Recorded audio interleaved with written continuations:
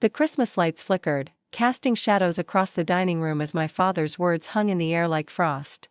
The silence that followed was so complete I could hear the crackling of the fireplace 3 rooms away. My chest tightened, something cold and sharp lodging beneath my ribs. Across the table, 20 pairs of eyes shifted uncomfortably away from mine, suddenly fascinated by their half-eaten turkey and cranberry sauce. Before we jump back in, tell us where you're tuning in from, and if this story touches you, make sure you're subscribed, because tomorrow, I've saved something extra special for you. My name is Olivia Chen, I'm 28 years old, and 30 seconds ago, my father, William Chen, successful surgeon and self-appointed guardian of family tradition, called me a disappointment in front of our entire extended family at Christmas dinner. After everything we've sacrificed for your education, he said, voice tight with controlled anger, you throw it all away to chase some ridiculous startup dream? That's not what Chens do. I didn't respond immediately. Instead, I watched the condensation slide down my water glass, creating a perfect ring on the white tablecloth my mother Margaret had ironed that morning. The same tablecloth we'd used every Christmas since I was a child. The same table where I'd always been expected to present my achievements like offerings, perfect grades, prestigious internships, medical school acceptance letters. My cousin Grace nervously clinked her fork against her plate. My aunt pretended to be deeply interested in rearranging her napkin. No one spoke. No one defended me. I looked at my father, his jaw clenched, his knuckles white around his fork. He wasn't finished. 3 years of medical school, he continued, gaining momentum. 3 years we paid for, and you just walk away? To do what? Build apps? Your grandfather didn't escape communist China so his granddaughter could waste her potential playing with computers. My mother touched his arm lightly. William, perhaps this isn't. No, he cut her off, she needs to hear this. Sometimes I think we raised you too soft, Olivia. You lack commitment. Discipline. The words stung, not because they were new, but because they were so familiar. The constant refrain of my childhood echoing across Christmas ham and sweet potatoes. I was about to respond when the doorbell rang, its cheerful melody jarringly out of place in the tension-filled room. My mother frowned, glancing at her watch. Are we expecting someone else? She asked. I checked my phone, saw the text that had arrived 3 minutes ago, outside. Traffic was terrible. Let me know if it's still okay to join. It's for me, I said, my voice steadier than I felt. My assistant, Zoe. I invited her to join us after her flight back from Boston was delayed. I hope that's all right. My father's face darkened. Your assistant? You brought your employee to Christmas dinner? Without asking? I stood, the chair scraping against hardwood. She's not just my employee, Dad. She's my friend. And she's alone for the holidays. As I walked to the door, I heard my mother's hushed voice behind me. Olivia has an assistant? What kind of business could possibly? I opened the door to find Zoe Parker standing on the porch, snowflakes catching in her dark curls, holding a bottle of wine and a small wrapped package. 25, brilliant, and the first person I'd hired when my company began to grow beyond just me at a kitchen table with a laptop. Hey, boss, she said with a tentative smile. I brought Cabernet and those chocolate-covered almonds you like. Is this a terrible idea? You look stressed. I almost laughed, the sound catching in my throat. Perfect timing, actually. My father just finished telling everyone what a disappointment I am. Her expression shifted, eyes narrowing slightly. Well then, she said, handing me the wine, let's go show him exactly how wrong he is. I led Zoe into the dining room, where conversation had resumed in awkward, stilted bursts. My cousin's children giggled in the corner, oblivious to the tension. My uncle poured himself another generous glass of scotch. Everyone, I said, this is Zoe Parker, my executive assistant and head of operations at Nexus Health. My father didn't look up from his plate. My mother offered a tight smile. Zoe, I continued, this is my family. All 23 of them. Zoe didn't falter. She smiled warmly, placing the wrapped package on the side table with other gifts. Thank you for having me. Everything smells amazing. My Aunt Patricia, always the peacemaker, jumped up. I'll get another place setting. Sit. There's plenty of food. As Zoe settled into the hastily arranged place beside mine, my father finally looked up. Nexus Health? Is that what you're calling your little app company now? Before I could answer, Zoe's phone buzzed. She glanced down, then looked at me. With wide eyes. It's San Francisco, she whispered. The call we've been waiting for. Preparing and narrating this story took us a lot of time, so if you are enjoying it, subscribe to our channel, it means a lot to us. Now back to the story. My heart jumped. We'd been in negotiations with one of the largest hospital networks in California for weeks. This could be it. Take it, I said. Use my father's study. Down the hall, first door on the right. As Zoe excused herself, my father shook his head. Even at Christmas dinner. This is exactly what I mean, Olivia. No boundaries. No respect. For family time. William, my mother cautioned, but he was building steam now. You could have been a surgeon by now. Making a real difference. Instead, you're chasing some tech bubble that's bound to burst, dragging other young people down with you. I took a slow sip of water, letting the cold slide down my throat. 3 years ago, his words would have crushed me. Today, they barely scratched the surface. Dad, I said quietly, do you actually know what Nexus Health does? He waved his hand dismissively. Some app that tells people to take their pills or count their steps or whatever. My cousin Ethan, a pharmaceutical sales rep, perked up. Wait, Nexus Health? The predictive diagnostic platform? That's your company? I nodded. Holy shit, he said, then glanced at his children. I mean, wow. We've been hearing about it everywhere. The AI that can predict stroke risk from speech patterns? That's revolutionary. My father frowned, looking between us. What are you talking about? Before I could answer, Zoe returned, her face flushed with excitement. She nodded at me once, and I felt a surge of something powerful rush through me. They said yes, she said. Full implementation across all 17 hospitals, starting February 1st. The table fell silent. My mother's fork paused halfway to her mouth. What does that mean? My aunt asked. I looked directly at my father as I answered. It means that by this time next year, our technology will have helped identify early warning signs in over 200,000 patients. It means we just signed a $27 million contract. It means that the ridiculous startup dream you were just mocking is now valued at over $200 million. The silence that followed was different from the first. This wasn't discomfort. This was shock. My father's face went through a series of expressions: confusion, disbelief, and finally, something that might have been respect. Or perhaps just calculation. 200 million, my uncle whistled low. Olivia, that's impressive. It's not about the money, I said, though of course, partly it was. The money meant security, validation, proof that I hadn't made a catastrophic mistake walking away from medicine. It's about the lives we'll save. Our algorithm catches warning signs weeks before traditional methods. Early intervention means better outcomes. Zoe, who'd retaken her seat beside me, added, the San Francisco pilot reduced stroke mortality by 22% in high-risk patients. That's why they're expanding the contract. My father cleared his throat. Well, he said, in a voice I recognized as his public speaking tone, this is certainly surprising news. Congratulations, Olivia. Perhaps I've been hasty in my judgment. Just like that.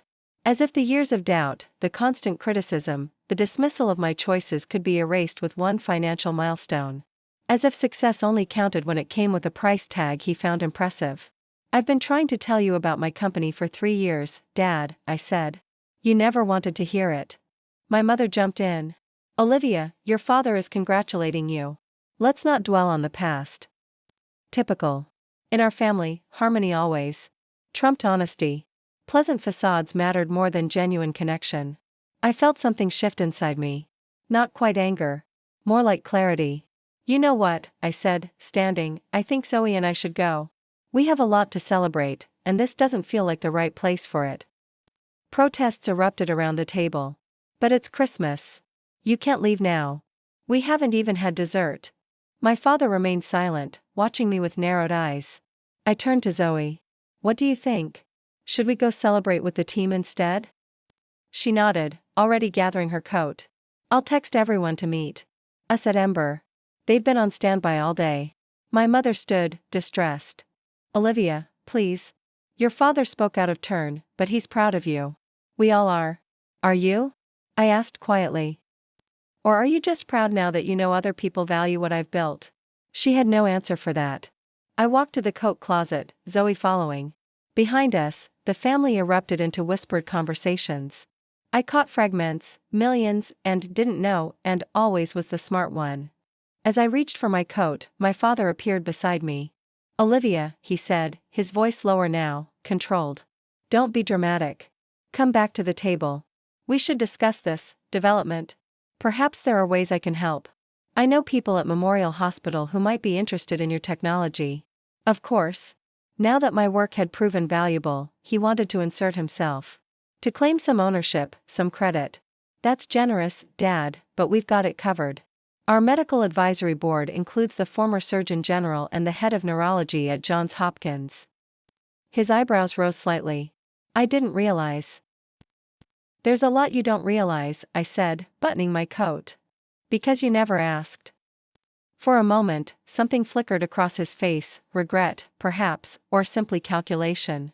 Then he straightened, doctor mode engaging. "At least take some food with you. Your mother made far too much, as usual." This was his version of an olive branch. Food as a proxy for feelings we couldn't express directly. The Chen family way. "No thanks," I said. "We have reservations." It wasn't true, but it felt good to say, to establish that I had places to be, people who were waiting for me. A life that existed completely outside his understanding. My mother appeared then, clutching a Tupperware container. "Olivia, please. It's Christmas. Don't leave like this." For a moment, I wavered. There was genuine hurt in her eyes, and despite everything, I didn't want to cause her pain. But then I remembered all the times she'd stood by silently while my father diminished my choices. All the times she'd prioritized peace over protection. "I'll call you tomorrow, Mom," I said, accepting the container because it was easier than refusing. "Merry Christmas." As Zoe and I stepped out into the snow, I felt the weight of the house behind me, all those expectations, disappointments, and unspoken rules I'd been carrying since childhood. The air was sharp with cold, cleansing. "So," Zoe said as we reached. "My cat, embed? Or do you want to just go home?" I looked back at the house, golden light spilling from the windows, the perfect Christmas card image. Inside, I knew they were already spinning the story, reshaping the narrative, Olivia's surprising success, how they'd always believed in her, deep down. "Neither," I said, a plan forming. "Let's go to Maple Street Cafe. I need to think, and they make the best gingerbread lattes in the city." Zoe grinned. "Maple Street it is." As we drove away from my childhood home, snow falling gently on the windshield, I felt something settle inside me. Not anger, not hurt, but a strange, unexpected peace. For years, I'd been chasing my father's approval, trying to prove that my choices were valid, my path worthwhile. But sitting beside Zoe, heading toward a cafe where no one would question my worth, I realized I didn't need his validation anymore. I had built something valuable, something that would help people in ways he couldn't dismiss. And I had done it my way, on my terms. The Maple Street Cafe was quiet, just a few patrons seeking refuge from family gatherings or finding comfort. In the warm glow of string lights and cinnamon-scented air, we claimed a corner table, and I sent a quick message to our team. "Good news. Celebration tomorrow. Get some rest tonight." "No team meeting after all?" Zoe asked, watching me tuck my phone away. "They deserve their Christmas night," I said. "Besides, I needed some space to process what just happened." Zoe nodded, understanding as always. "Your dad really had no idea, did he? About how successful Nexus has become?" I stirred my latte, watching the whipped cream slowly melt into the spiced coffee. "He didn't want to know. It was easier to believe I was failing, that leaving medical school was a mistake. It fit his narrative." "What changed?" she asked. "I mean, why go to Christmas dinner at all this year? You skipped last year, right?" I had. Last Christmas. I'd claimed a work emergency, spent the day in my apartment debugging code and eating takeout Thai food. It had been peaceful, if a bit lonely. I thought. I paused, trying to articulate something I hadn't fully admitted to myself. I thought maybe if they could see what I've built, really see it, they might understand. Especially now, with the San Francisco contract. I thought it might be enough. And was it? I thought about my father's face when he heard the valuation. The way respect had only entered his eyes when the numbers were big enough to impress him. "No," I said finally. "It wasn't about the company at all. He doesn't care what I build. Only that it fits his definition of success. And even now, his first instinct was to try to take some control, to insert himself into something he had no part in creating. Zoe was quiet for a moment. My dad was like that too, she said finally. Nothing was ever good enough. When I got into Princeton, he asked why not Harvard. When I graduated summa cum laude, he wondered why I hadn't published more papers. I looked at her, surprised. In the 2 years she'd worked with me, Zoe had rarely mentioned her family. What happened? She shrugged, a small, sad gesture. Eventually, I stopped trying to prove myself to him. I realized I was living my life for an audience of one, and he wasn't even paying attention to the right things. Is that why you took the job with Nexus? Fresh start, away from family expectations? Partly, she admitted. But mostly because I believed in what you were building. And because when you interviewed me, you asked about my ideas, not just my resume. You saw me as a person with potential, not a collection of achievements to judge. Her words hit me harder than I expected. Wasn't that all I'd ever wanted from my father? To be seen for who I was, not measured against some predetermined standard of success? You know, I said slowly, when I left medical school, everyone thought I was having a breakdown. My father called it a quarter-life crisis. My professors said I was throwing away my future. No one believed that I might actually know what I wanted better than they did. But you did, Zoe said simply. I nodded, remembering those first months after leaving, the panic attacks, the insomnia, the crushing fear that maybe they were right. Maybe I was making a catastrophic mistake. But beneath all that, there had been a certainty, quiet but unshakable, that I was finally moving in the right direction.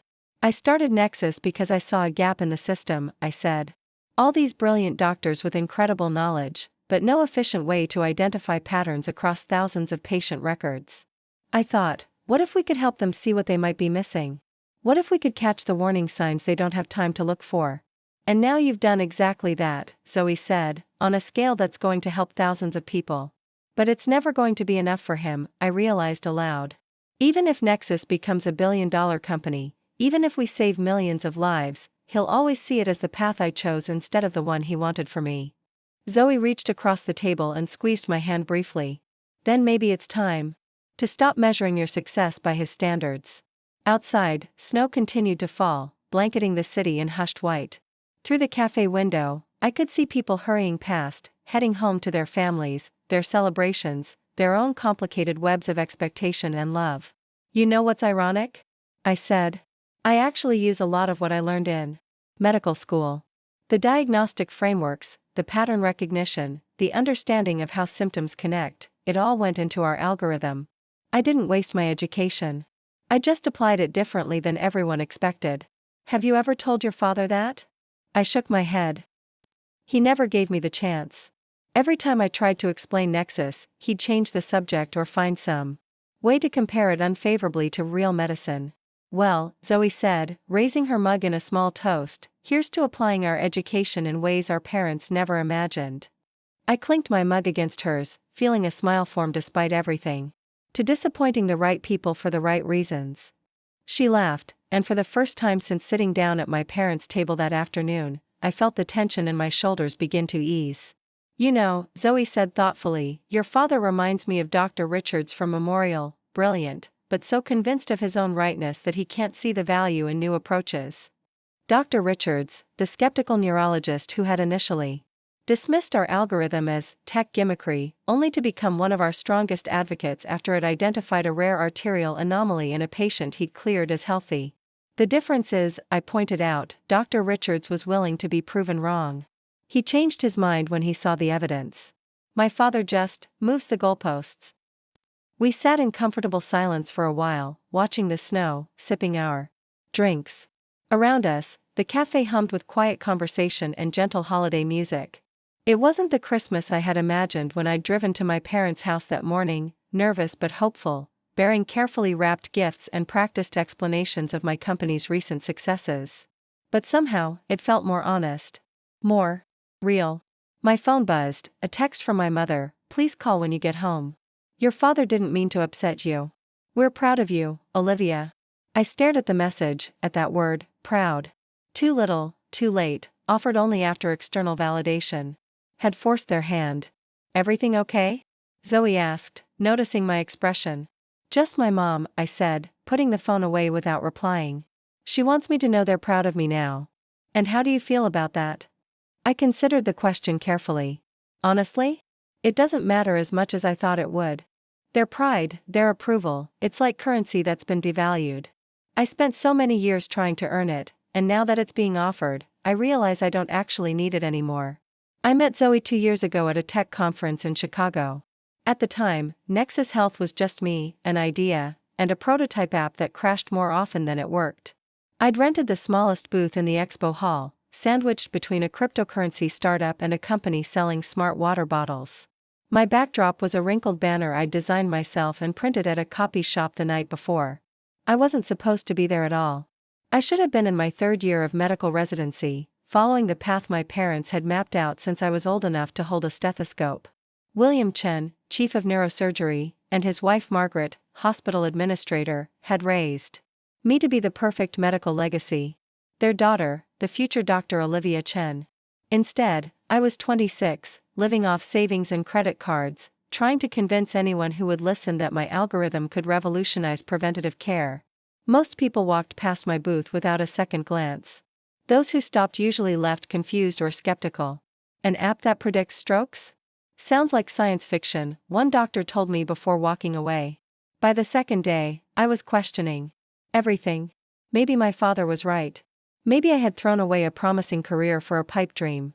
I was sitting alone at my booth, scrolling through my dwindling bank account on my phone, when someone cleared their throat.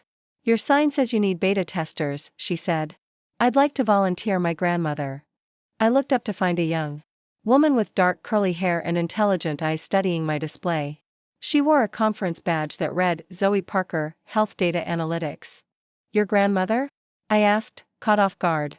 She had a minor stroke last year, Zoe explained, picking up one of my brochures. The doctors caught it fast enough. That she recovered well, but it was luck more than anything. She happened to be at my parents' house when it happened, and my mom recognized the symptoms. I nodded, familiar with the statistics.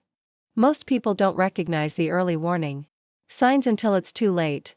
Exactly, Zoe said, tapping my brochure. And your app claims it can identify subtle speech changes that might indicate increased risk. Is that right? For the next hour, we talked. Really talked. Not the rehearsed pitch I'd been delivering, but a genuine conversation about the technology, the challenges, the potential. Zoe asked sharp questions that pushed me to articulate aspects of the algorithm I'd never fully explained before. She spotted weaknesses in my implementation I hadn't considered. And most surprisingly, she believed it could work. You need a data scientist, she said finally. Someone who can help you refine the pattern recognition. The concept is brilliant, but your execution needs work. I know, I admitted. But I can't afford to hire anyone right now. Zoe studied me for a moment, then handed me her card. I'm between jobs. Just finished my master's in biostatistics. Call me if you want to collaborate. 2 weeks later, Zoe became Nexus Health's first employee. We worked out of my apartment, her salary more promise than reality at first. 12-hour days stretched into 14, 16. We survived on instant ramen and determination. When my lease expired, we moved the operation to a cheaper apartment further from downtown. Every penny went back into the company. My parents thought I'd lost my mind. You left medical school to live in a studio apartment and eat microwave dinners, my mother asked during one of our increasingly rare phone calls. Olivia, this isn't like you.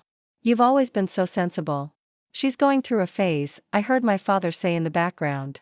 Let her get it out of her system.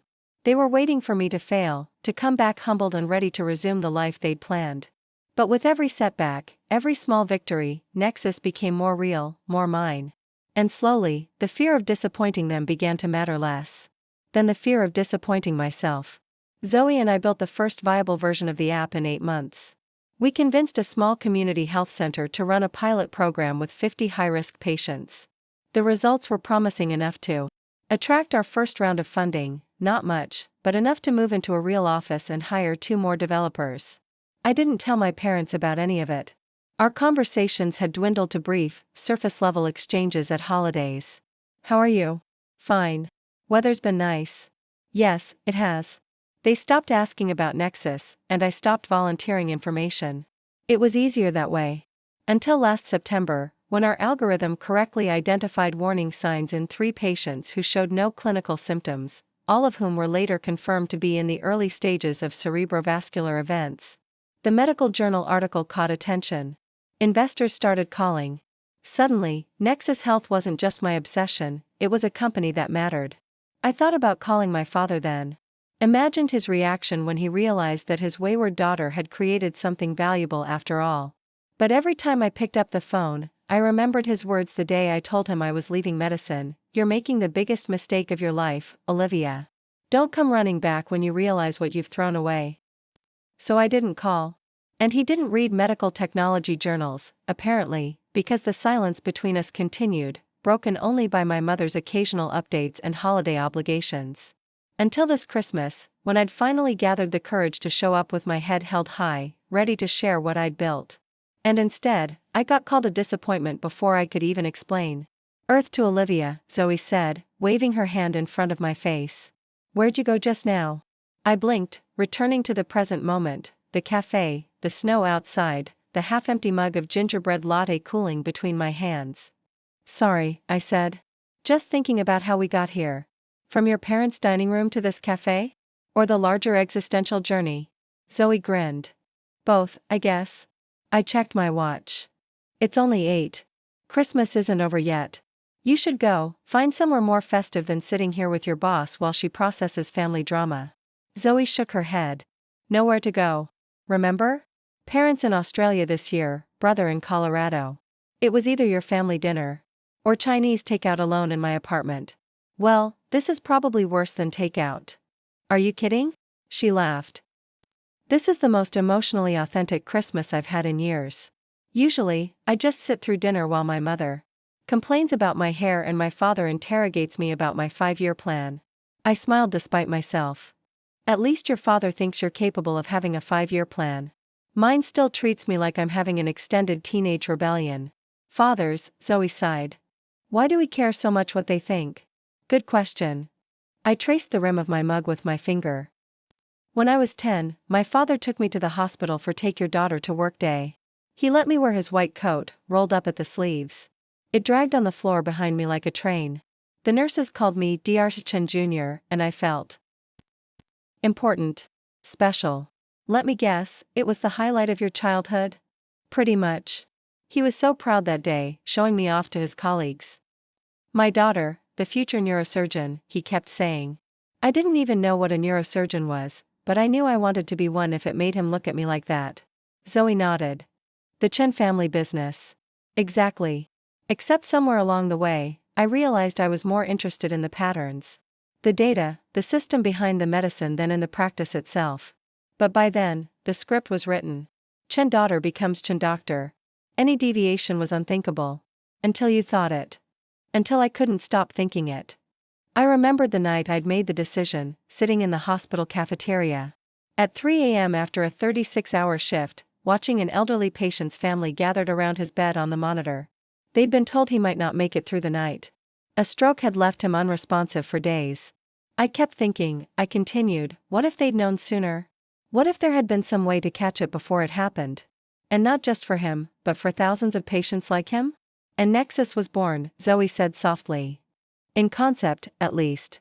But turning that concept into reality meant walking away from everything I'd been working toward. My parents' respect. Financial security. A clear, established path. Terrifying." Zoe acknowledged. "Completely." I smiled, remembering the mixture of terror and exhilaration I'd felt submitting my withdrawal paperwork. But also the most alive I'd felt in years. My phone buzzed again, another text from my mother. "Your father wants to talk to you. Please call." "It's Christmas, Olivia." This time, I turned the phone face down on the table. "Still your mom?" Zoe asked. "Yeah. Apparently, my father wants to talk now." I couldn't keep the bitterness from my voice. Now that he knows Nexus is worth something, he's suddenly interested in what I have to say. "Are you going to call?" I thought about it. Part of me wanted to, the part that still craved his approval, still hoped for reconciliation. But another part, a stronger part, knew that any conversation tonight would be on his terms, framed by his narrative. No, I decided. Not tonight. Maybe not for a while. Zoe nodded, understanding without judgment. So what's next for you? For Nexus? The change of subject was welcome. Then we've got interest from hospital networks in Boston and Chicago. The research team wants to expand the algorithm to identify risk factors for other conditions, heart attacks, aneurysms. World domination by 2027? Zoe suggested with a smile. Something like that. I returned her smile, feeling the weight of the evening begin to lift. This was why I'd left medicine, not to rebel, not to disappoint my father, but to build something that could help more people than I ever could as a single doctor treating one patient at a time. You know, Zoe said, your father might never understand what you've created. He might never see Nexus the way you do, as medicine, just at a different scale. I know, I said quietly. I'm starting to accept that. But that doesn't diminish what you've built, she continued. Or who you are. Her words struck a chord. For years, I'd defined myself in relation to my father's expectations, either meeting them or defying them, but always with him as the reference point. What would it mean to step fully into my own identity, unconstrained by his approval or disapproval? Who am I, then? I mused, half to myself. If not William Chen's disappointing daughter? Well, Zoe said, considering, you're Olivia Chen, founder and CEO of Nexus Health. The woman who left a prestigious medical career because she saw a bigger picture. The boss who works until 2 a.m. but always remembers her employees' birthdays. The friend who invited her assistant to Christmas dinner because she didn't want her to be alone for the holidays. I felt a rush of unexpected emotion. When you put it that way, I sound almost impressive. You are impressive, Zoe said simply. Your father just can't see it because he's looking for the wrong things. Outside, the snow had stopped falling. The streets glistened under the streetlights, quiet and serene in that unique way cities get on Christmas night when everyone is indoors with their loved ones. We should go, I said finally. Big day tomorrow with the team. As we gathered our things, Zoe hesitated. Can I say something potentially overstepping?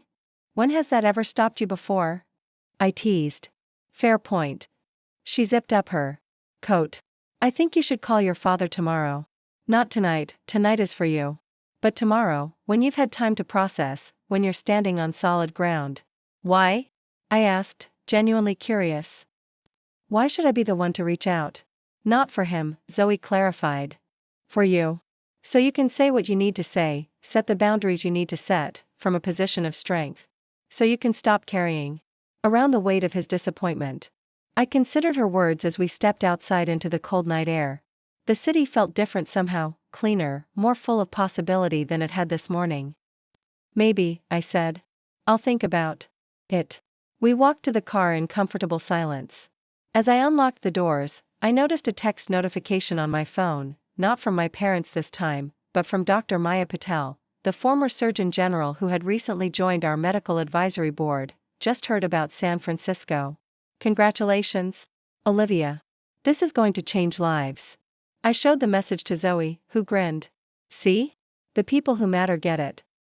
As we drove through the empty streets, I thought about the contrast, my father's dismissal versus Dr. Patel's acknowledgement.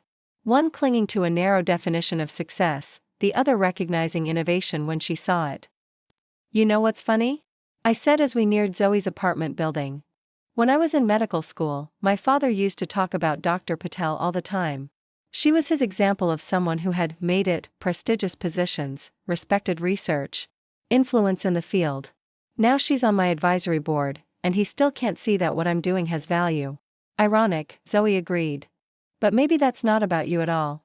Maybe it's about him, his inability to see beyond the path he imagined. For you. I pulled up in front of her building, putting the car in park. When did you get so wise? I've always been wise, she said with mock seriousness. That's why you hired me. I hired you because you were the only person at that conference who saw potential in my half-baked idea. Well, that too. She unbuckled her seatbelt but didn't immediately get out. For what it's worth, Olivia, I think you're exactly where you're supposed to be. Doing exactly what you're meant to do. The simple validation hit me harder than I expected. Thank you, I said, my voice thick with sudden emotion. Not just for that, but for everything today. For walking into that dining room with me. For being there when the call came in. That's what friends do, she said. Not just assistants. Friends. After Zoe went inside, I sat in my car for a long moment, watching the snowflakes begin to fall again, gentle and unhurried. I thought about my father's face at dinner, the shock when he realized what I had built without his approval, without his guidance. I thought about my mother's texts, her attempt to smooth things over without addressing the real issues. I thought about the years I'd spent trying to earn their pride, and the freedom that came with finally letting go of that need. I pulled out my phone and opened my email. There, in my drafts folder, was a message I'd started writing months ago but never sent. The subject line read, "What Nexus Health Really Does." It was addressed to my father. I began to read what I'd written, an earnest, detailed explanation of our technology, our mission, our successes. The words of someone still desperately seeking understanding, approval, validation. With a decisive swipe, I deleted the draft. Tomorrow, perhaps, I would write a new message. Not a plea for recognition, but an invitation. A boundary. An opening. But on my terms. As I drove home through the quiet city, I realized that the heaviness I'd carried into my parents' house that morning, the need to prove myself, to justify my choices, had been replaced by something lighter, clearer.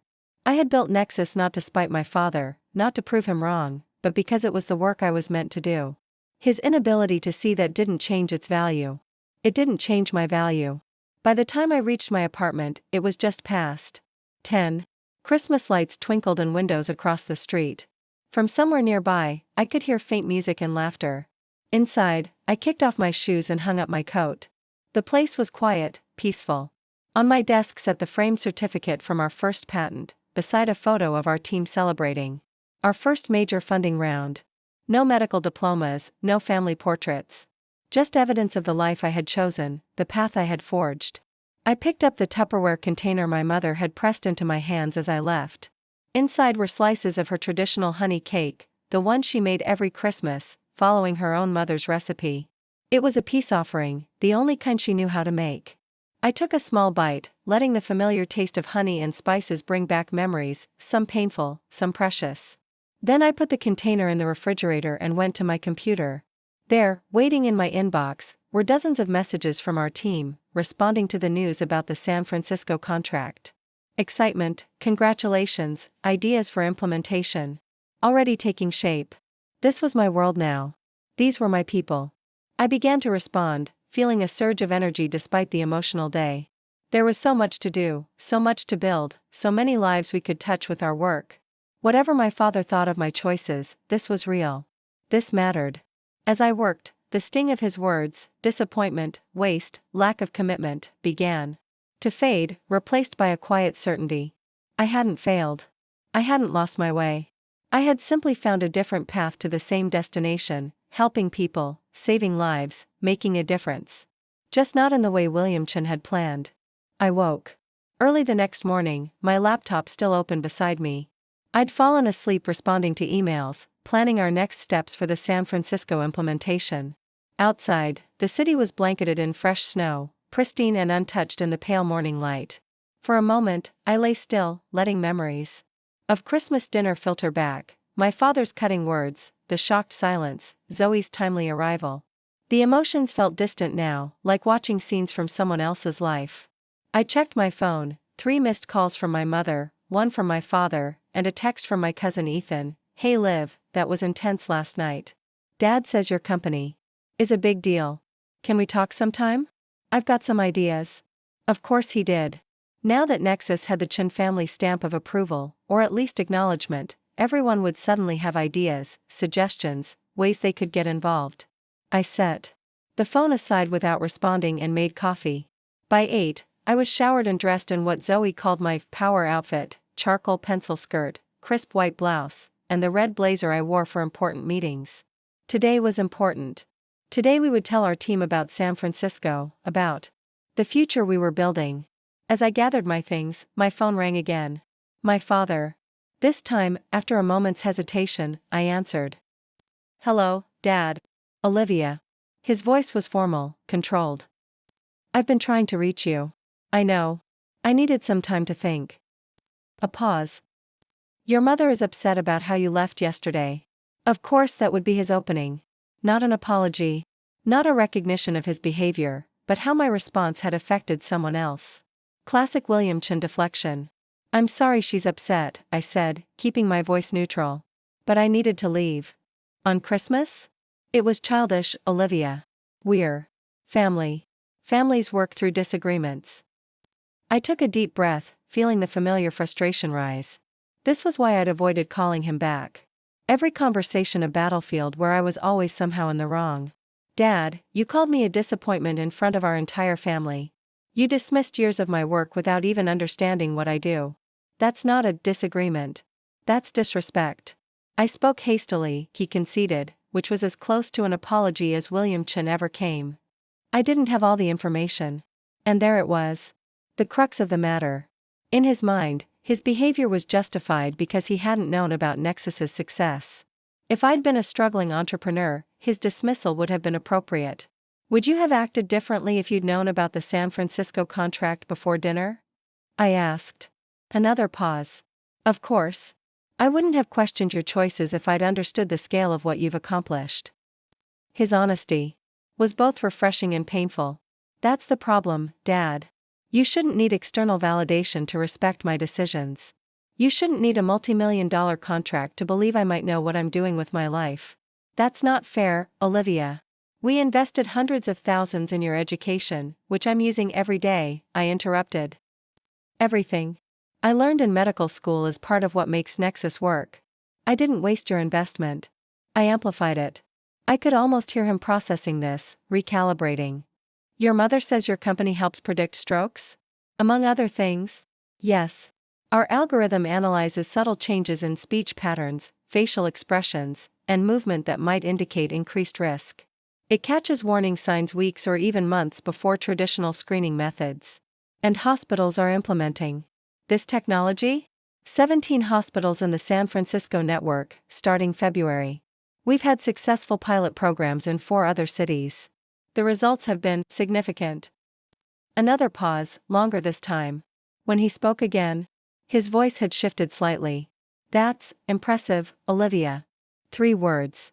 Simple, inadequate, but still, the first genuine acknowledgement he'd ever given my work. Thank you, I said quietly. I'd like to understand more about it, he continued. Perhaps you could send me some information? Or we could meet for lunch. Next week? A week ago, this invitation would have thrilled me. Today, it felt complicated. Was he genuinely interested, or just trying to reassert control now that he knew Nexus had value?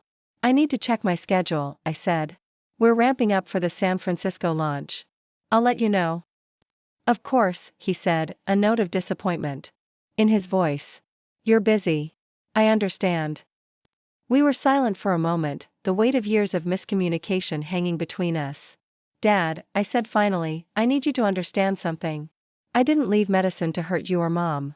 I left because I saw a different way to help people. A way that made sense to me. I'm beginning to see that, he admitted. And I need you to know that what you did yesterday, dismissing me, calling me a disappointment, that can't happen again. I won't accept it. Another silence. Your mother says I've been too hard on you. Perhaps she's right. It wasn't an apology, but from William Chen, it was close. I should go, I said. I have a team meeting this morning. Of course, he replied. Will we see you for New Year's Eve? The annual Chen family gathering. Another tradition, another opportunity for scrutiny and judgment. I'm not sure yet, I said honestly. I'll let you know. After we hung up, I stood by the window for a long moment, watching the city come to life below. The conversation had been, not healing, exactly, but clarifying. For the first time, I'd spoken to my father as an equal, not as a daughter seeking approval. I'd set boundaries. I'd stood my ground. It felt like the beginning of something new. Not reconciliation, necessarily, but perhaps a slow shift toward mutual respect. My phone buzzed with a text from Zoe, car downstairs in 10. Team's already gathering at the office. Champagne's chilling. Ready to celebrate? I smiled, typing back, on my way down. The Nexus office occupied the entire 14th floor of a renovated industrial building downtown. When I'd signed the lease 8 months ago, it had felt impossibly large for our team of 12. Now, with 28 employees and plans to hire 15 more in the new year, it felt just right. As the elevator doors opened, I was greeted by the hum of excited conversation. Our team had gathered in the open central area, coffee cups and pastry plates in hand. Zoe stood by the conference room door, clipboard in hand, looking every bit the executive she was becoming. There she is, called out Raj, our lead developer, raising his coffee mug in salute. The woman of the hour. A cheer went up from the group, and I felt a flush of pride, not just in myself, but in all of them. This success belonged to everyone in this room. Save it for the meeting, I laughed, making my way through handshakes and congratulatory pats on the back. Inside the conference room, Zoe had arranged everything perfectly. A projector displayed our company logo alongside the San Francisco Hospital Network's emblem. Champagne flutes lined the credenza. A large card signed by everyone sat propped against a vase of flowers. "You've been busy," I said, raising an eyebrow at the elaborate setup. Zoe shrugged. "It's not every day we sign a $27 million contract. Besides, after yesterday's family dinner drama, I figured you deserved something nice." "Thank you," I said, meaning it. "For everything." "Don't go soft on me now, boss," she grinned. "We've got an empire to build." As the team filed in, taking seats around the large conference table, I felt a surge of gratitude so powerful it nearly took my breath away. 2 years ago, Nexus had been nothing but an idea, a possibility. Now it was this, living, growing, filled with brilliant minds all working toward a common goal. I cleared my throat, and the room quieted. As most of you know by now, we got the call yesterday. San Francisco Memorial Hospital Network has approved full implementation of the Nexus system across all 17 of their facilities. Cheers erupted again, louder this time in the enclosed space. "This isn't just our largest contract to date," I continued when the noise died down. "It's validation of everything we've been working toward. The pilot results exceeded even our most optimistic projections. The system identified early warning signs in 142 patients who showed no clinical symptoms but were later confirmed to be at high risk. That's 142 lives potentially saved," added Dr. Sarita Mehta, our chief medical officer, her voice quiet but firm. 142 families who might have been spared what mine went through when we lost my father to a stroke that no one saw coming. I nodded, acknowledging the personal stake so many of us had in this work. Exactly. And with full implementation, those numbers will grow exponentially. For the next hour, we discussed logistics, timelines, challenges. The energy in the room was electric, ideas flowing freely. This was what I'd left medicine to create, not just a technology, but a community of purpose. As the meeting wound down and people began to disperse, Zoe approached with a contemplative expression. "What?" I asked, recognizing her. "I'm thinking something significant, face." "I was just remembering that conference in Chicago," she said. "Your tiny booth with the wrinkled banner. How nervous you were pitching to anyone who would listen." I laughed. God, that banner. It kept falling down every time someone walked past too quickly. "You've come a long way in 2 years. We have," I corrected her. "I couldn't have done any of this alone." "True," she acknowledged with a smile. "But it was your vision. Your courage to walk away from the sure thing and build something new." Her words reminded me of my morning conversation with my father. "I spoke to my dad this morning," I told her. Her eyebrows rose. "And? Did he apologize for being a jerk at Christmas dinner?" "Not exactly. But he wants to understand more about Nexus. He called our work impressive." High praise from Dr. Chen, Zoe noted, only slightly sarcastic. "For him? Actually, yes." I gathered my notes from the table. "He invited me to lunch next week. To discuss it further. Are you going?" I considered the question. "I think so. But on my terms this time. No more seeking his approval. No more trying to justify my choices." "Good for you," Zoe said. "Healthy boundaries with parents are like vegetables, not always enjoyable, but necessary for growth." I laughed. "Is that from one of your self-help books?" "I just made it up," she admitted. "But it's going in my memoir someday." As the office settled into its post-meeting rhythm, I retreated to my own space, a glass-walled corner office with views of the city skyline. On my desk sat a small jade plant my mother had given me when I first left for college. "For prosperity and wisdom," she'd said. It had followed me from dorm room to apartment to medical school housing to here, surviving neglect and multiple relocations. I touched one of its fleshy leaves, thinking about her texts, her concern. Unlike my father, my mother's disapproval had always been quieter, more complicated. She'd been the one to smooth things over, to maintain family harmony. At any cost.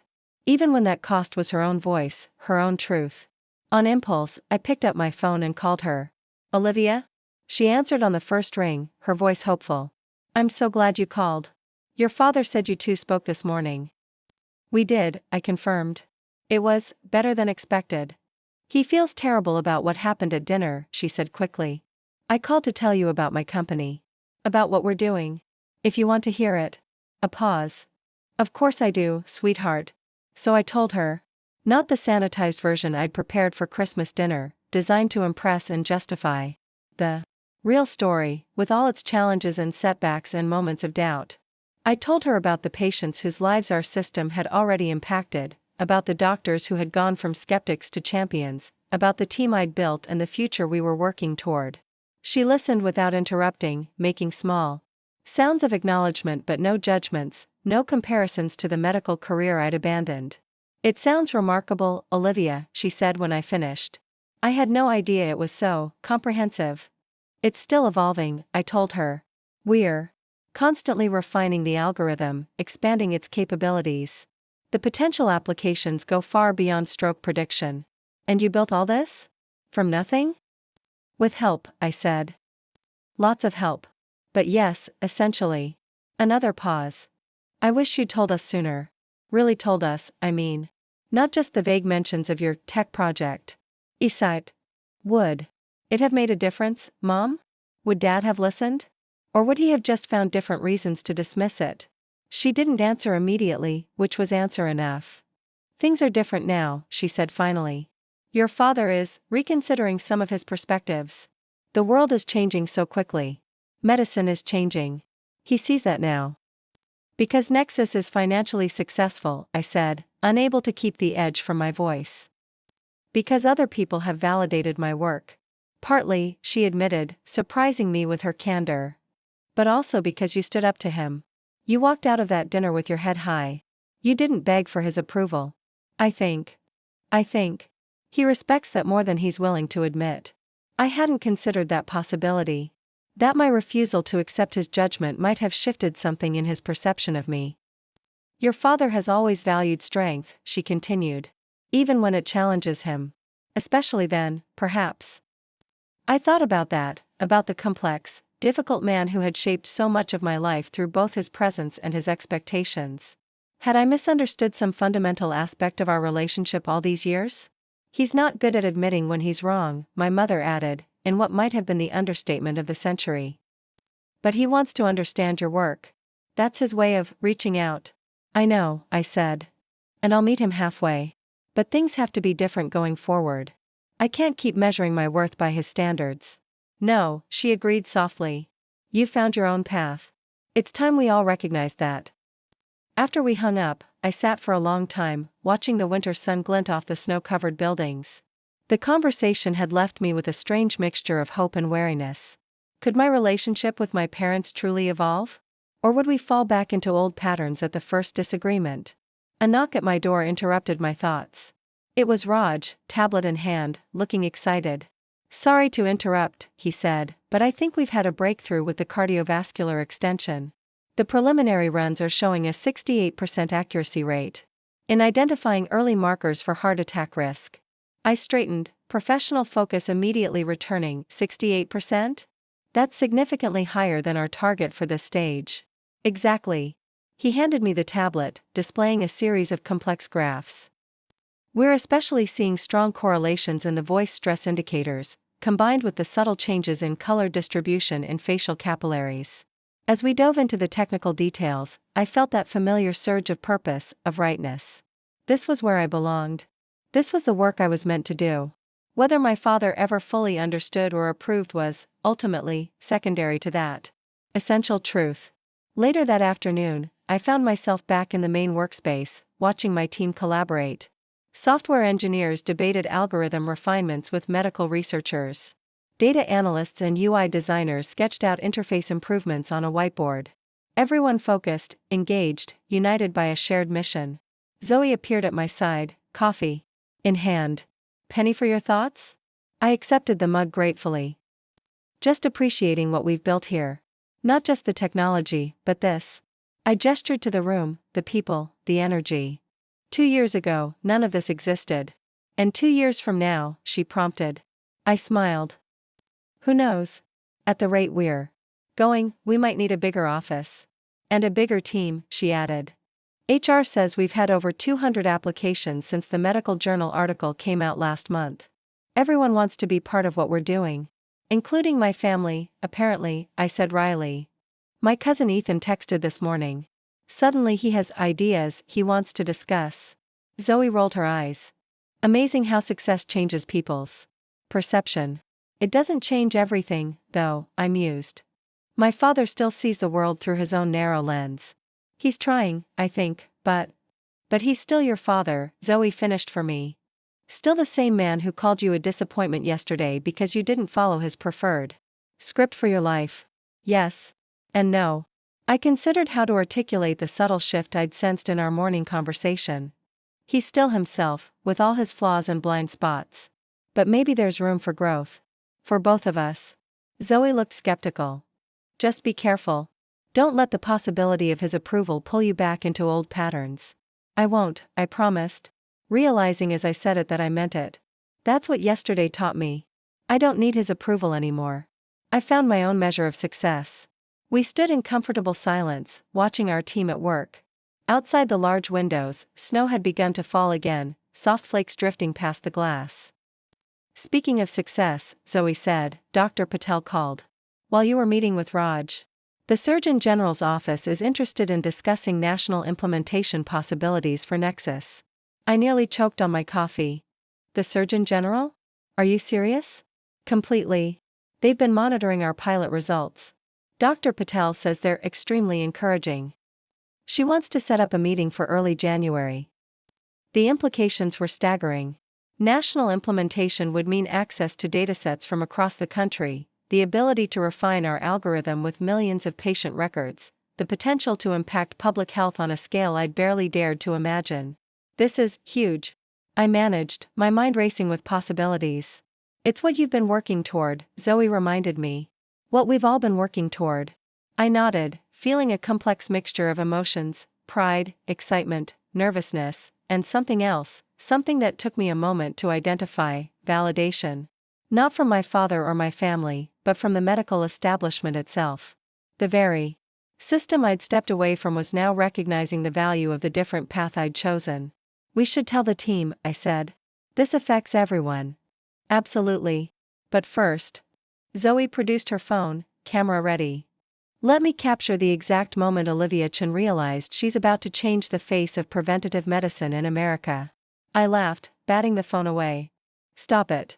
This isn't about me. It kind of is, though, she insisted. At least a little bit. You had the vision. You took the risk. You built the foundation that made all of this possible. I thought about the journey, from that wrinkled banner at the tech conference to this moment, on the cusp of something even bigger than I'd imagined. About all the doubts, the sleepless nights, the moments of near failure. About walking away from the security of the path I'd been raised to follow, into an uncertain future shaped by my own choices. It wasn't just me, I said again. It was all of us. Including you, showing up at my booth in Chicago with your grandmother's story. Fine, we can share the credit, Zoe conceded with a smile. 60-40. I'm generous like that. As we laughed, I felt my phone vibrate in my pocket. A text from my father, spoke with Dr. James Howard at Boston Memorial this morning. He's interested in learning more about your system. I gave him your contact information. Hope that's acceptable. I showed the message to Zoe, who raised her eyebrows. Dr. Howard? The pioneering stroke researcher? That's unexpected. My father's way of extending an olive branch, I explained. Connecting me with his network. Are you okay with that? I considered the question carefully. A week ago, I might have seen it as my father trying to insert himself into my success, to claim some ownership over what I'd built. Today, I saw it differently, as an acknowledgement, however limited, that my work had value in his world. That perhaps our different paths weren't as far apart as they had seemed. Yes, I decided. I'm okay with it. On my terms. I typed back, thanks for the connection. Dr. Howard's research has been groundbreaking. Happy to speak with him about Potential collaboration. Professional. Appreciative but not effusive. Clear boundaries. As I slipped my phone back into my pocket, I felt something settle inside me, not resolution, exactly, but perspective. My father might never fully understand or approve of the choices I'd made. He might always view my success through the lens of his own values, his own definitions of achievement. But that was okay. It had to be. Because I wasn't building Nexus for him. I wasn't living my life for his approval. I was following my own vision, creating something I believed in, surrounded by people who shared that belief. So, Zoe said, bringing me back to the present moment, should I set up that meeting with the Surgeon General's office? January 4th work for you? I nodded, feeling a surge of certainty, of rightness. January 4th is perfect. And Zoe? Let's aim high with this one. I have some ideas I've been saving for the right opportunity. Now you're talking, she grinned. World domination it is. As we walked back toward the team, I thought about Christmas dinner again, my father's cutting words, the shocked silence. My decision to walk away rather than absorb more judgment. It had felt like an ending at the time. Now, in the light of a new day, surrounded by the world I'd built for myself, I recognized it for what it truly was, a beginning. The moment I'd finally and completely stepped into my own power, my own truth. Not a disappointment. A visionary. 3 months after that fateful Christmas dinner, I stood at the podium of the National Medical Innovation Conference, looking out at a sea of faces, doctors, researchers, healthcare executives, and government officials. The room hummed with anticipation, 500 of the most influential people in American medicine waiting for me to speak. Behind me, projected on a massive screen, was the Nexus Health logo alongside data from our San Francisco implementation, 612 early interventions, 94% accuracy rate, an estimated $43 million in reduced healthcare costs. Lives changed. Lives saved. I gripped the edges of the podium, taking a deep breath. In the front row, Zoe gave me a subtle thumbs up. Beside her sat Dr. Maya Patel, former Surgeon General, now the chair of our Medical Advisory Board. And next to Dr. Patel, watching with an expression I couldn't quite read, sat my father. 3 years ago, I began, my voice steady despite the flutter in my chest, I walked away from my medical residency. It wasn't an easy decision. Medicine was my family's legacy, my expected path. But I had seen something missing in our healthcare system, a gap between what we know and what we do, between the data we collect and the insights we extract from it. I paused, scanning the audience. So many skeptical expressions. So many crossed arms and furrowed brows. I recognized that resistance. I'd faced it at every step of this journey. Nexus began with a simple question: what if we could identify the warning signs of a stroke not days, but weeks or months before it happens? What if we could analyze patterns in speech, facial expressions, and movement that the human eye might miss, but that artificial intelligence could detect with remarkable accuracy? I clicked to the next slide, a before and after comparison of a patient from our pilot program. A 58-year-old teacher whose subtle speech changes had been flagged by our system 3 weeks before she showed any clinical symptoms. Intervention had prevented a major stroke that might have been devastating. This is Mrs. Eleanor Simmons, I continued. When our system flagged potential warning signs in her regular telehealth check-in, her doctor was skeptical. She had no obvious risk factors, no concerning test results. But he ordered additional screening anyway. I clicked again, showing her brain scan. This is what they found. A small blockage that would have likely led to a major stroke within weeks. Today, Mrs. Simmons is back in her classroom, teaching 5th grade. Her students still have their teacher. Her family still has their mother and grandmother. The room had gone quiet, the skepticism giving way to interest, to possibility. This is just one story, I said. In the 3 months since full implementation across the San Francisco network, we've identified early warning signs in 612 patients. Warning signs that might otherwise have been missed until it was too late. I continued through my presentation, methodically laying out the data, the methodology, the results. With each slide, I could feel the energy in the room shifting, resistance melting into consideration, consideration blooming into excitement. When I finished, the applause was immediate and sustained. As I stepped away from the podium, the conference organizer leaned in to whisper, "We've had 3 healthcare systems approach us already about connecting with you. I think you've started something big here." I smiled, thanking her, but my eyes were already searching for Zoe in the crowd. She was making her way toward me, weaving through the gathering of people who wanted to ask questions, exchange cards, schedule meetings. That, she said when she reached me, was a masterclass in persuasion. You had them at Mrs. Simmons and her fifth graders. I had them at $43 million in reduced healthcare costs, I corrected with a smile. The human stories. Open hearts, but the financial data opens checkbooks. Both matter, she pointed out. That's why Nexus works. We never forget there are real people behind the data points. We were interrupted by Dr. Patel, who approached with a small group of colleagues. Olivia, these are the people I mentioned. From the National Institutes of Health. They're very interested in discussing a research partnership.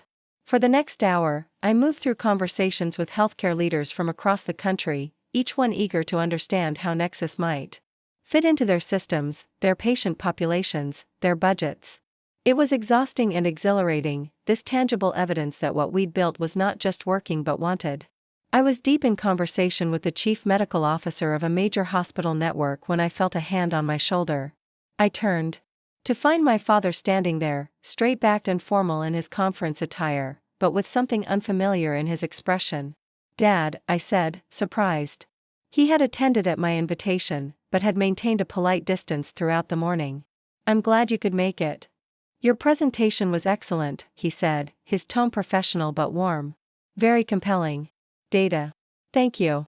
I turned to the CMO.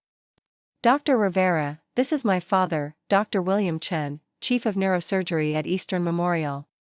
They exchanged greetings and medical credentials, the secret handshake of the establishment I had stepped away from but still understood intimately. "I was just telling your daughter," Dr. Rivera said, "that her system could revolutionize how we approach preventative care. The implications go far beyond stroke prevention." My father nodded. "I've been following the San Francisco implementation closely. The results are impressive." There was that word again. Impressive. But this time, it didn't feel like a concession. It felt like genuine acknowledgement. "We're already expanding," I told them both. "The algorithm is being adapted to identify early warning signs for heart attacks, certain types of seizures, even some neurodegenerative conditions. The applications are potentially limitless," my father said, and there was something in his voice I hadn't heard before when discussing my work, not just approval, but enthusiasm. Dr. Rivera was called away to another conversation, leaving my father and me standing somewhat awkwardly in the bustling conference hall. In the 3 months since Christmas, we had established a tentative new relationship. Weekly lunches, careful conversations, professional respect slowly filling the space where personal disappointment had lived for so long. "I spoke with Dr. Mehta earlier," he said, referring to our chief medical officer. "She mentioned you're considering a clinical study on early warning signs in pediatric stroke patients." I nodded.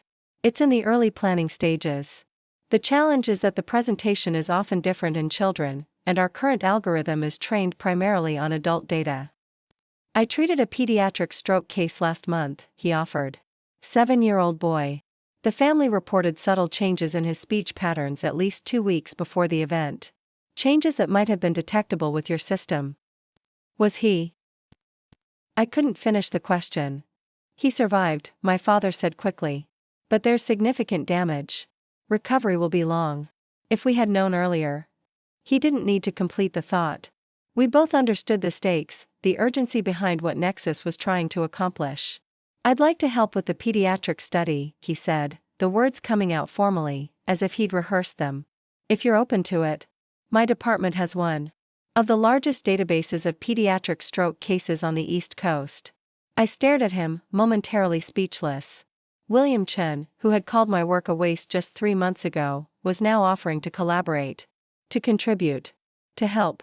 "That would be valuable," I managed, maintaining professional composure despite the emotional complexity of the moment. "Dr. Mehta is leading the research team. I can connect you." He nodded, and we stood in silence. For a moment, the busy conference continuing around us.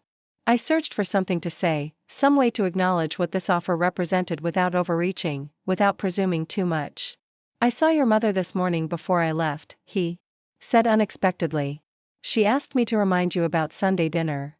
Another new development of the past 3 months: occasional Sunday dinners at my parents' home.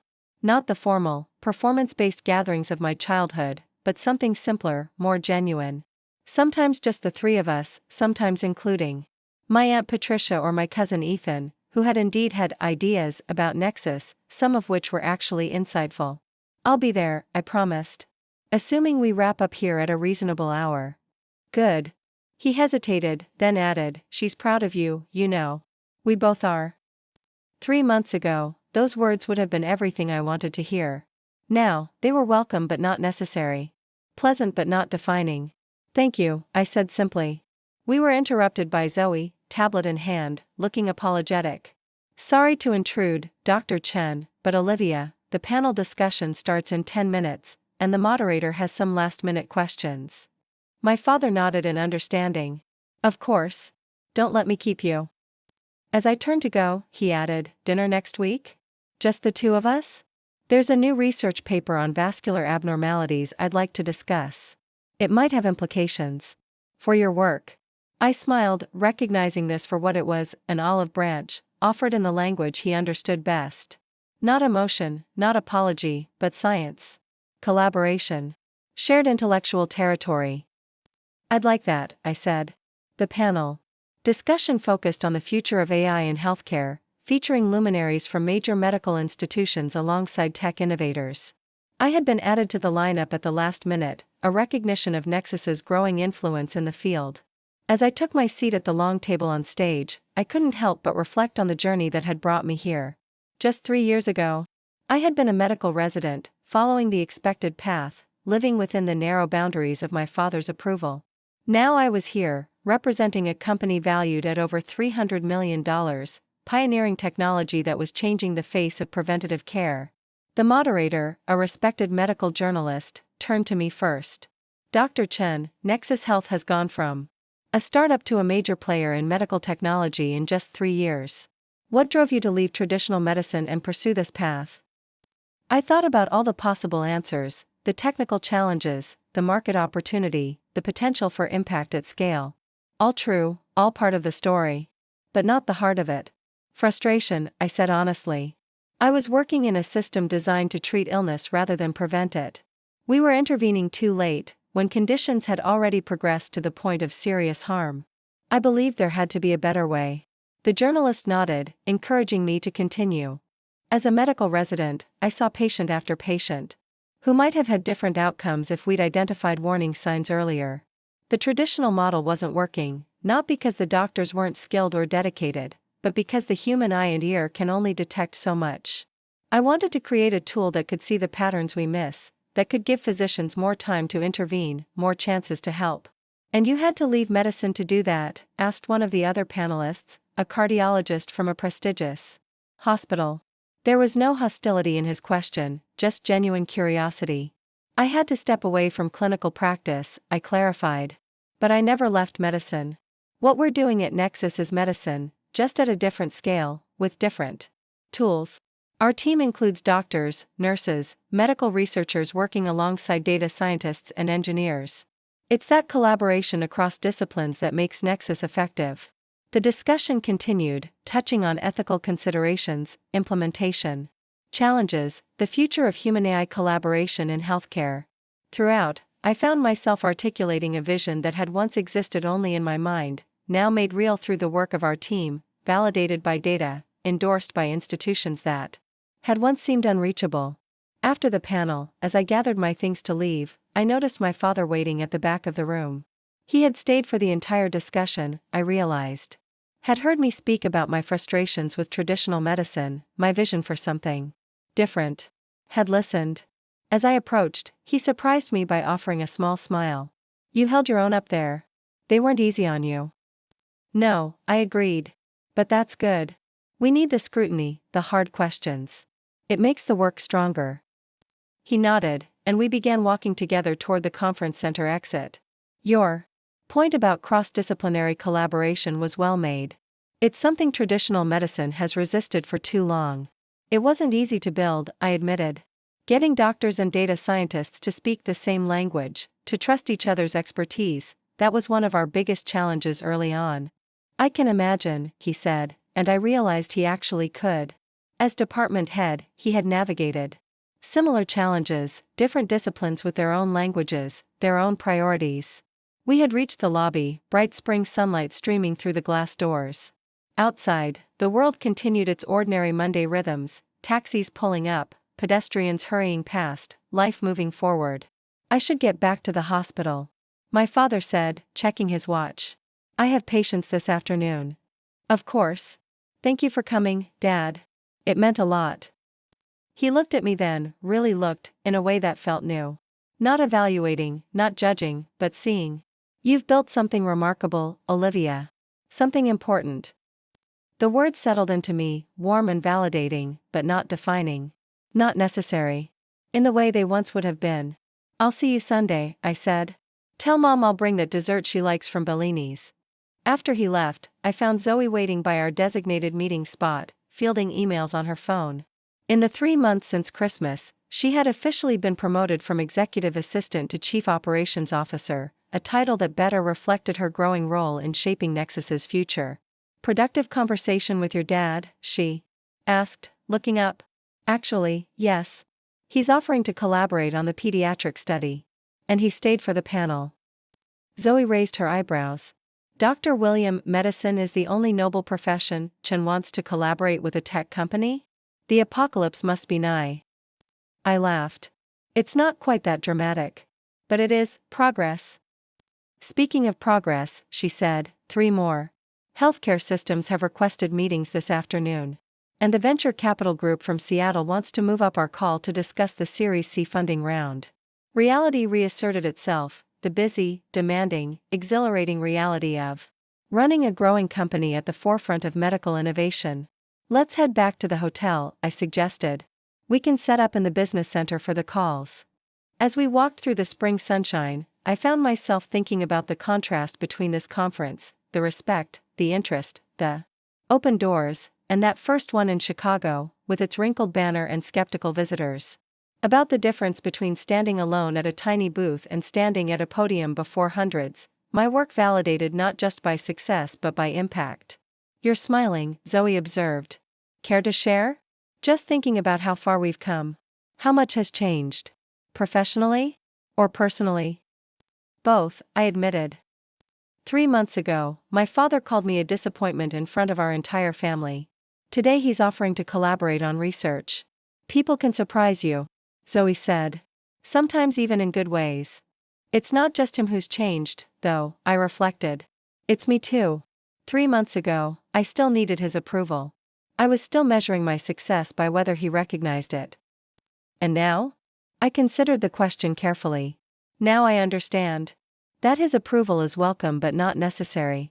That I can love and respect him without needing him to validate my choices. Zoe nodded. That's called growing up. Even when you're already a grown-up. The hotel business center was quiet, just a few other conference attendees working at scattered desks. We claimed a corner with good lighting and spread out our materials. As Zoe set up for our first call, I checked my emails, finding dozens. From the morning's presentations, contacts, questions, potential partnerships. Among them was a message from my mother, sent just 30 minutes ago. Watch the live stream of your panel discussion. So articulate, so confident. Your grandfather would have been so proud to see the doctor you've become, though not in the way any of us expected. Your father called from the conference. Something has shifted in him, Olivia. Thank you for not giving up on us. I read the message twice, feeling a complex mix of emotions. My grandfather, the original Dr. Chen, who had escaped communist China.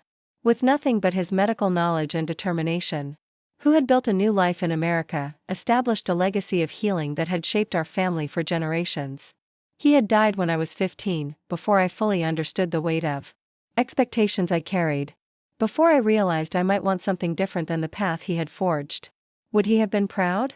Would he have understood what I was trying to build? I would never know for certain. But my mother's belief that he would have, that meant something. I composed a quick reply, thank you for watching, Mom. See you Sunday. Love you. Simple words that would have been impossible just a few months ago, when every interaction was layered with unspoken tension, with judgment and defense. First call in 5 minutes, Zoe announced. Seattle Venture Capital Group. They're extremely interested in the pediatric application we mentioned in the morning session. I nodded, shifting my focus back to the present, to the work at hand. As I reviewed my notes for the call, my phone buzzed with a text from my father. Just met with Dr. Patel. We're discussing potential implementation of Nexus at Eastern Memorial as part of the pediatric study. We'll brief you at dinner next week. Another piece falling into place. Another bridge between the world I had left and the one I had created. Not because I had compromised or returned to the fold, but because what I had built had proven its value on its own terms. The call with the Seattle investors went well, their questions sharp but informed, their interest genuine. By the end, they had increased their potential investment offer significantly, particularly for the pediatric application. They get it. Zoe said as we ended the call. They see where this is going. Where are we going? I asked, curious about her perspective. Beyond the current implementations, the expanded applications. Where do you see Nexus in 5 years? She didn't hesitate. Everywhere. Standard of care in every major hospital system. Built into telehealth platforms, primary care protocols. Home health monitoring. Not just for strokes but for a dozen different conditions. Catching warning signs months before traditional methods, giving doctors and patients more options, more time. Her vision aligned perfectly with my own, ambitious but achievable, grounded in what we had already proven possible. The best part, she continued, is that we're just getting started. The algorithm gets smarter with every patient, every implementation. The more data we process, the more patterns we identify, the more effective it becomes. A virtuous cycle, I agreed. Exactly. And meanwhile, you've gone from medical school dropout to healthcare innovator speaking on panels with the biggest names in medicine. Not bad for 3 years' work. I smiled at her characterization.